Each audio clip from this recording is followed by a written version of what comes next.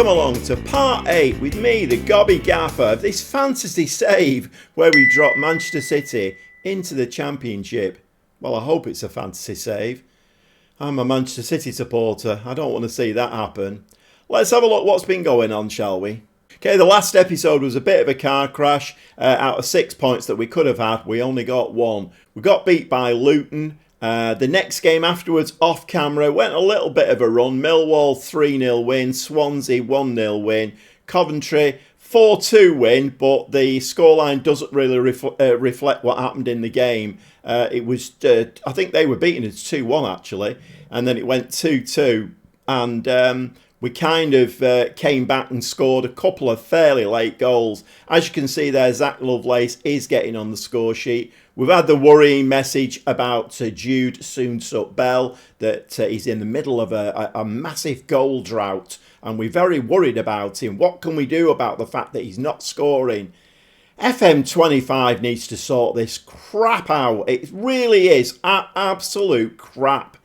My word, it's just frustrating. You press that button and the game just takes over, and your top goal scorer or the player you're relying on in your team to kickstart everything just goes on a massive downward spiral. It's just bonkers. Okay, off the soapbox. Where were we up to? So Rotherham away, 3-3 draw, not great. Norwich in the Carabao Cup quarter-final, and we beat them 3-2, just about. So we are through to the Carabao Cup semi-final. Ipswich, 0-0 draw, but Ipswich are one of the promotion favourites, so probably not that bad a result, really. Swansea, 1-0 win, Zach Lovelace again on the score sheet, and fortunately I have got at least one striker who is scoring goals. And then the last game was an away game, Bristol City, and a boring 2-2 draw. So today, Cup Fever's in town. We've got Blackburn in the FA Cup third round, and we've got a two-legged tie against Luton, who, if you remember, beat us in that last episode. So yeah, a two-legged tie against Luton for the Carabao Cup semi-final, and if we can win both of those, well, we've got a Wembley visit on our hands. I don't know who the semi-finals between. It's more than likely going to be a top Premier League club, but anyway, like I say, we've got Cup Fever in town today. Third round of the Cup and the Carabao Cup semi-final first leg. So we've played 25 games now. We are one game in hand of Hull. We've got 54 points. We're not top anymore. It's getting a little bit nip and tuck up there. If we win the game in hand, we will go 1 point above them. I suppose importantly for the promotion prospects, that third place it's held at the moment by Coventry, we are building a little bit of a gap there, which is quite nice. I'd like to win the league, but even if we have to go up in second place, then, because that's where the money is, and the finances of the club are not getting any better, believe me. Our backup left winger, Joel Nadala, unfortunately doesn't start every game because it's Phil Foden's position, but when he does play, he's a very, very good player, and he's claimed December Young Player of the Month. So he's only 19, great, high hopes for this kid. The board have offered me to change the season's expectations. The original expectation was a top half finish. They wanted to, they offered me if I, playoffs, and they were going to give me 20 million in the transfer budget and 1.2 million in the wage budget. Normally I would take that because we are in a very good position, but with the finances as they are, we'll have a look at those in a second, I didn't see much point really, so I've left them as they are. Sometimes I kind of think if you click that button, the game then goes into a mode of, he's changed his expectations. Let's send him on a losing run. I don't know. Maybe I'm just being a little bit paranoid. But anyway, so I've kept them as they are.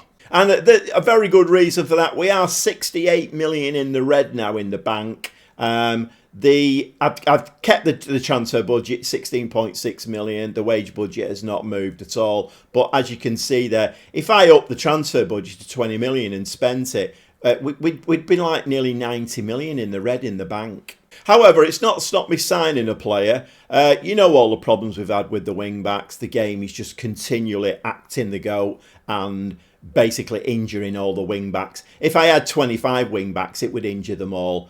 FM25, it needs to be sorted out. It's ridiculous.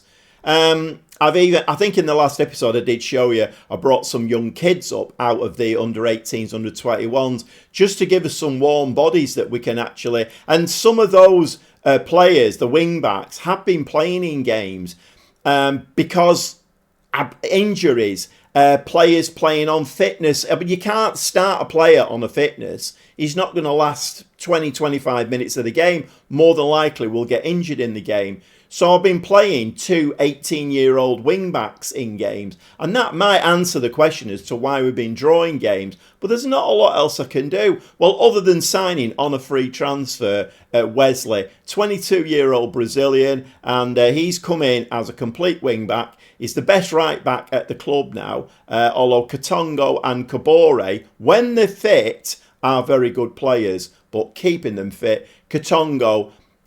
He got fit again, he came back, and within a day he got injured again. I mean, the game is just a buffoon.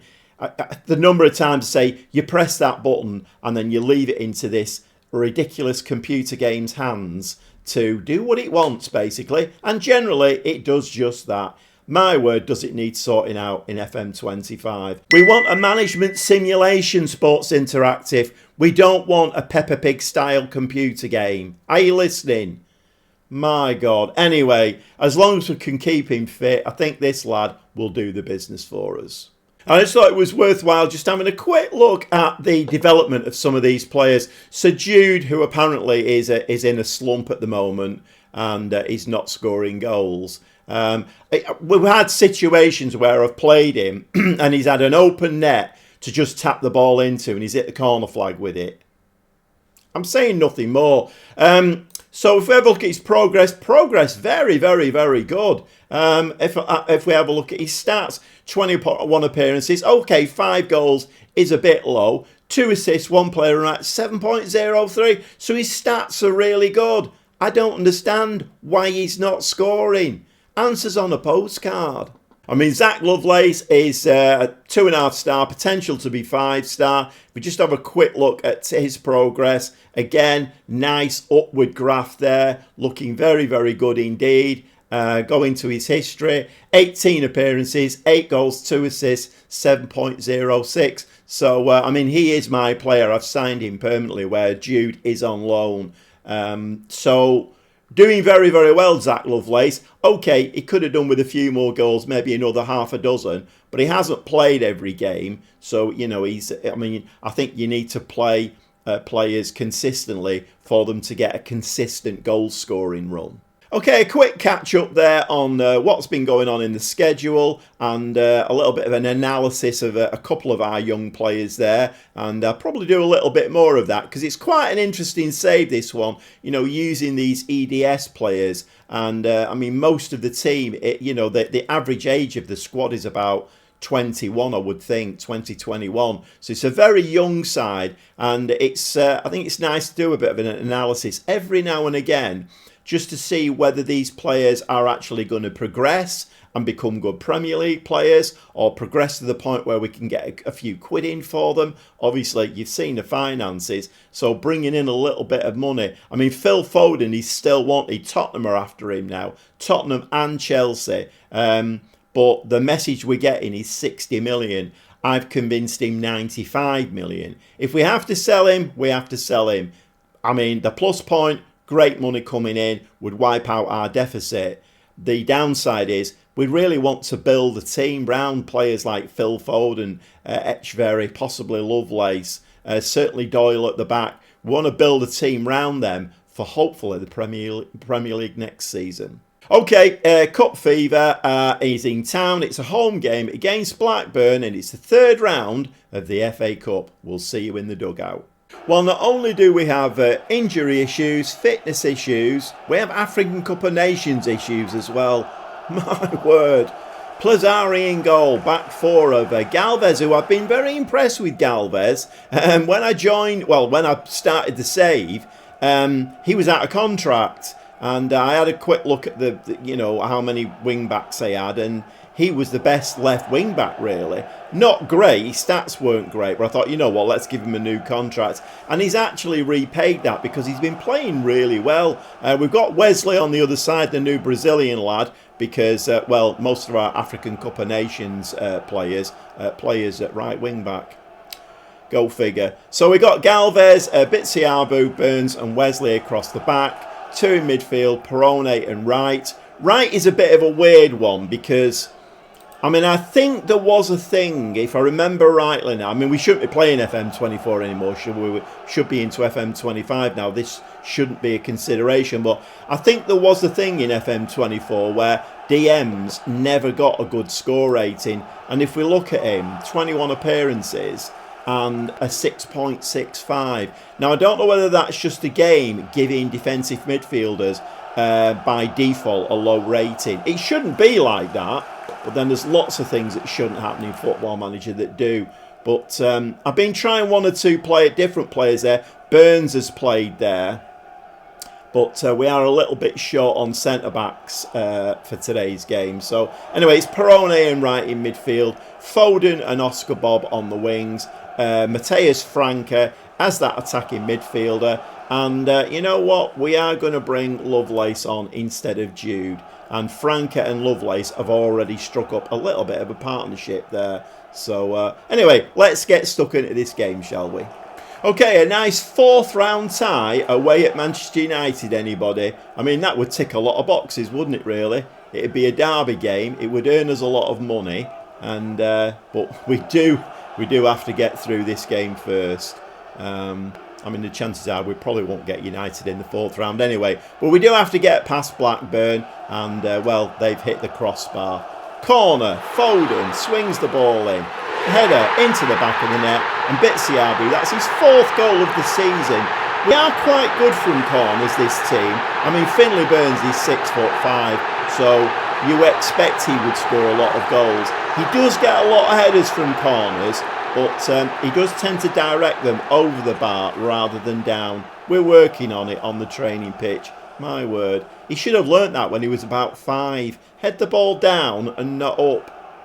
My word. Okay, back again. Foden now. Can he do the same thing again? No, not this time. Oscar Bob, though. Oh, my word. And that was a shot and a half. But for some reason, it's not a corner. I don't know why. They're pressing very, very high, Blackburn. I mean, look where our two centre-backs are. Bitsiabu now. He's very nearly sat on the old lady's lap in the front row there to receive that ball. Galvez on this left-hand side. And Galvez, just a little bit of footwork there. Gets himself away. Foden, well, we know what Foden can do. His footwork is immense. And unfortunately, that doesn't end with a goal. And that would have been one of the goals of the season. Foden's footwork there to get away from his marker. Absolutely brilliant. But the keeper turns it round the post. It is a corner. And can we do the same thing? Very, very nearly. Very, very nearly.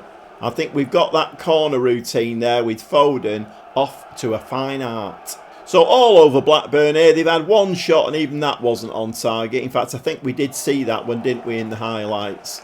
Foden now is chasing this ball out, which he generally does. Phil Foden, very energetic, very dynamic player. He will chase all over the pitch. And, of course, as soon as you say, you know, the opposition have done absolutely nothing in this game, yep, they get the equaliser. We've had 9 shots and 5 of them have been on target. That's Blackburn's first attempt on target, and they've scored it.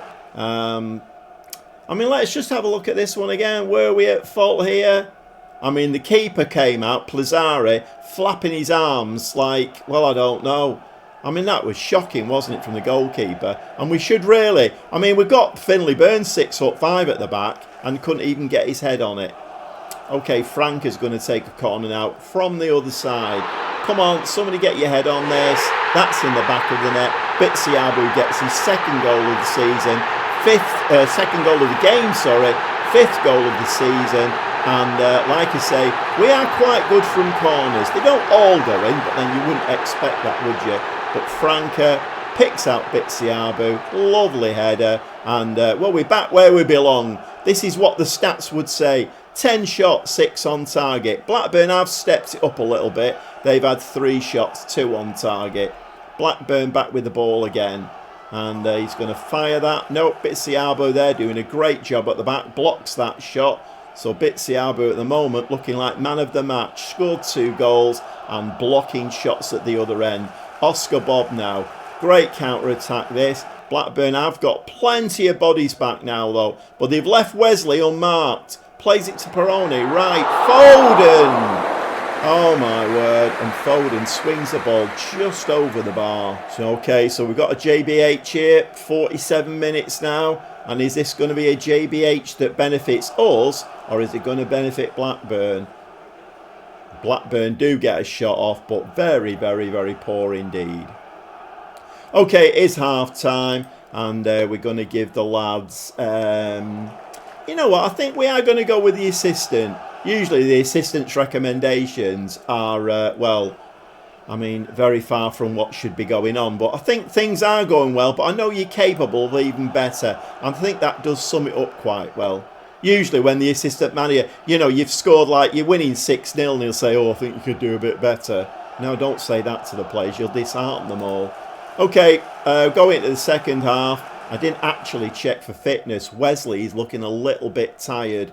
But let's try and keep him on the pitch as long as we can. Although, we don't want him to get injured. Okay, it's 2-1 now. And a direct free kick for Blackburn. Our keeper's going to have to be... and he wasn't. So that's in the back of the net. And once again in a game, we've conceded 2 goals. I don't know whether this is goalkeeping issues. I mean, you would think probably goalkeeping issues because it's not really defence related. That is it. A direct free kick. I mean, he dived. He was very late anyway, whichever the word is. 63 minutes, little bit of change of formation. Jude has come on up top, so we've got a twin strike force now. And Dala and Etcheverry have come on the wings. One of the very young kids, Carrington, has had to come on to replace Wesley. Very, very tired. And, well, we dropped Franco a little bit. He's going to be the DLP now. But we do need a goal in this game. In fact, I think we are going to go attacking. It's very worrying the amount of goals that we're conceding, though. It's very rare that we keep clean sheets. So Blackburn have really come back into this game now. Their stats have really improved. So they're obviously getting some encouragement to come forward and put us under pressure. A nice little tackle there. Etcheverry now is coming down that side. Plays it to Jude. And Jude, that's what Jude does. That's what the game has Jude doing. I mean, that should have been in the back of the net, but of course, he's on this goal drought. So a great chance to score a goal, and he nearly hits the corner flag with it. Galvez now plays a ball to Endala. Lovely touch to get round his man. Endala into the box. Just fall over, lad. Franca plays the ball to Etcheverry, and that hits somebody's ankles. Carrington to Peroni. Can somebody just get a clean shot off, please? Fall over, lad. He's fallen over. What's the referee saying? The referee is saying it's a corner. Oh, we need something to go our way in this game now. Franca now has taken over this side corner duties. And the ball is in the back of the net. That seemed to ping between the posts before dribbling over the line. My word. God. That was a real... Let's have a look at that one again. I don't really know what happened there. Franca. So Peroni gets his head on it. It does. It hits both posts and then dribbles over the line. Kick-off now. A highlight straight from the kick-off. I seem to have problems getting my words right when there's a kick-off. Let's say I've done it again. When there's a highlight straight from the kick-off, I seem to have real problems getting my words together. But Blackburn now going to try and get their 3rd goal. And you know what? I can see them getting it. Because our defence and our goalkeeper, paper thin. Buckley now striding through. And the ball is saved by Plazzari. It looks maybe like it is. Corner, and Buckley, who we were warned about before the game, was the danger man. Ball headed out there. But as per usual... headed out balls from the penalty area. Catch that. Has been given offside. Been given offside. Okay, about 20 minutes of this game to go now. We have dropped into a defensive low block tactic, and I brought Pert Harris on as just a central midfielder, just to sit in there. We're not playing with two strikers anymore. We need to try and hold on to this now. Let's not concede any more goals, please and thank you. Big hoof out. And they do get head on it, and their midfield is packed, so they do win the ball back. But they made a massive mistake there now. Etcheverry, though, doesn't take advantage of that. I thought he'd have busted the gut to get down that wing, and it looks like we might have given that ball away, and we have. So we've gone from mounting a counter-attack to giving the ball away, and Blackburn now are mounting a counter-attack of their own. We've got players stood around there in the midfield watching the ball. And that is going to be a penalty. Oh my word. So it's going to go 3-3 this, unless Plazzari can do us a massive favour. But I have got the option of bringing another goalkeeper in, and I think he is on a free transfer. And once again, Plazzari. I don't know whether I'm massively impressed with Plazzari. I might bring this new goalkeeper in on a free transfer. I'm going to have a look at that one. So a game that we would have expected to win all day long. We've conceded another 3 goals. It ends up 3-3 and goes to a replay in Blackburn. And to be honest, at the moment, the last thing we need is extra games. Not ideal. And I'm going to say I expect to see you all in training tomorrow. Certainly, the defensive part of the team needs to come in for extra training because things are not going well at the back. So I'm just having a look at my goalkeeper, and I mean, let's have a look at his. I see his development has dropped. So history: 25 appearances, 19 conceded, 11 clean sheets, 7.14. So stats-wise, he's looking okay. I don't know whether to go in for. He's a 3-star keeper. There is, let me just have a quick look here. Scouted players. There is this lad here, Norwegian, 29-year-old. So he's a 3.5, 4-star player. I don't think he is as good as compare with Plazzari. I don't think he's as good on paper as Plazzari. But maybe a bit of a change at the back. What's the communication like? See, Plazzari's communication is much better than his. But then he's on a free transfer, this lad. Should we bring him in, change keeper, see if that makes any difference? I don't know. Answers on a postcard, really. Well, another very poor performance there. We're scoring goals. And, you know, certainly with Phil Foden in the team and Ndala on that side as well as the backup. We're very capable of scoring goals. We just don't seem to be able to keep them out of our own net. So a 3-3, and that goes into a replay, which, like I say, we need that like a hole in the head.